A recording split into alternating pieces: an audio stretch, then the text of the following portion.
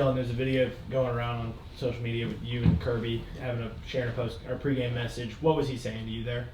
He was telling me how I did a great job tonight, and as you can see, like during the interview, how I didn't get many touches and how I came up big for the team, and we had like a great laugh about the touchdown pass as well. Dillon, being from out of state, what did you know, if anything, about Georgia Tech before you got here, and what have you sort of learned in your time here about the rivalry? I didn't really know anything much about it because I'm from Texas, but as I got here, I know it's a big in-state rivalry, just like a championship game or whatnot, and yeah, it's really big here, and I got to know that since I've been here for 2 years.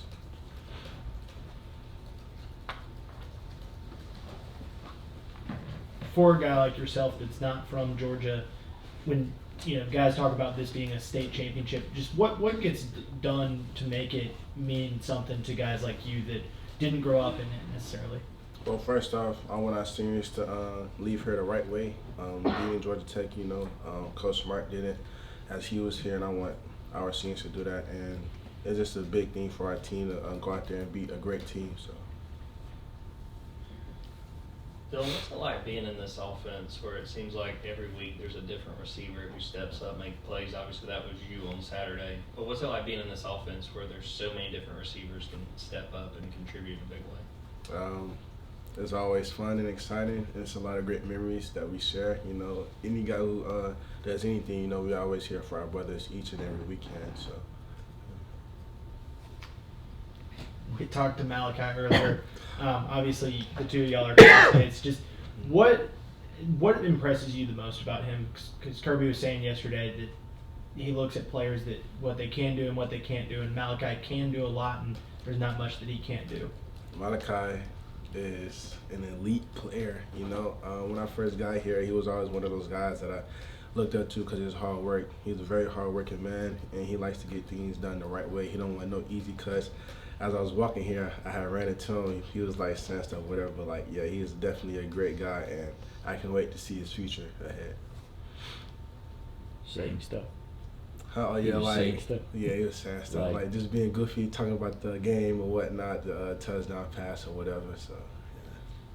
Yeah. Dillon, in your process here, was there ever a time you could have envisioned becoming this dual threat that so many people are talking about now? It's kind of a breakout guy of the season.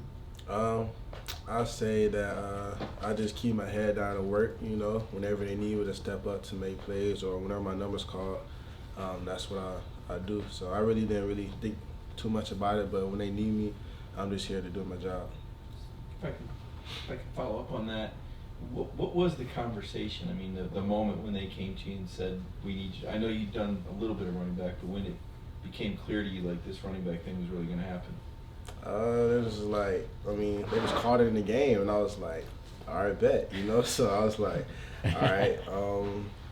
I felt comfortable doing it because of the great O-line that we have, and I was like, all right, bet, let's do this. So, yeah, and the rest from there is history. Dillon, what's it been like to see how Kendall has played in probably this past month? I mean, the fact he's come back like he has from those injuries. He worked very hard to get back from those injuries, and as y'all can see, that's a powerful back right there. Make people miss, doesn't allow one guy to tackle him, run through tackles, make touchdowns. I think he probably scored every game or something like that, and his celebrations, the crowd always getting turned. So, yeah, it's great to have him back for sure. You might not even be aware of this.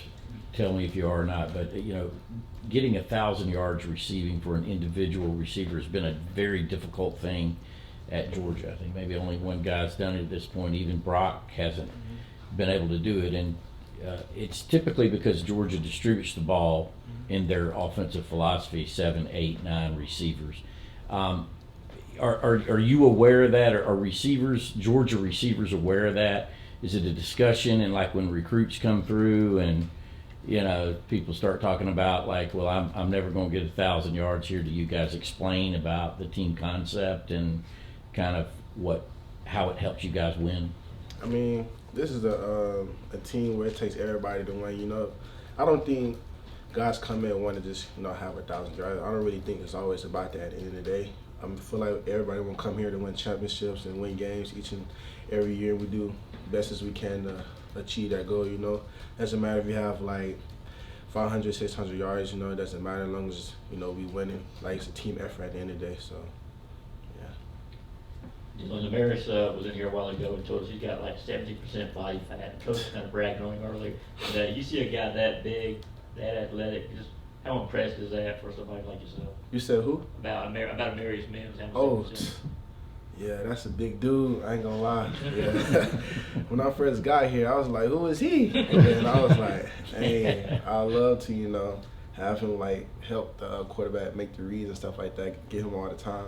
And then when they put me at running back, and I was like, "Oh, I got all these guys on the line, especially Big Mills right there. I feel like this would be easier than said than done." So, yeah. Okay, appreciate that. Watching him make his return from that ankle injury, just what did that tell you about him as a teammate? He's a tough guy, you know.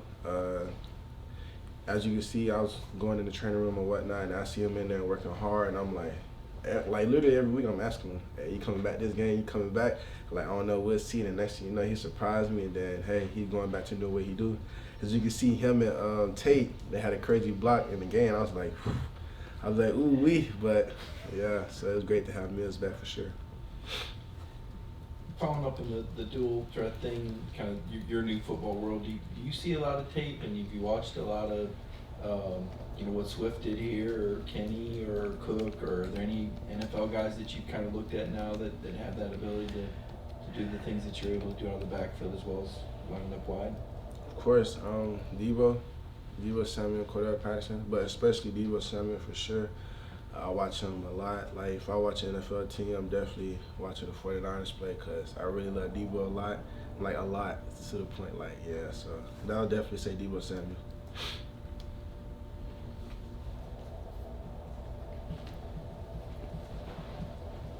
Any other questions? All right, thank you. Thanks a lot, Dillon. No problem. Thank you.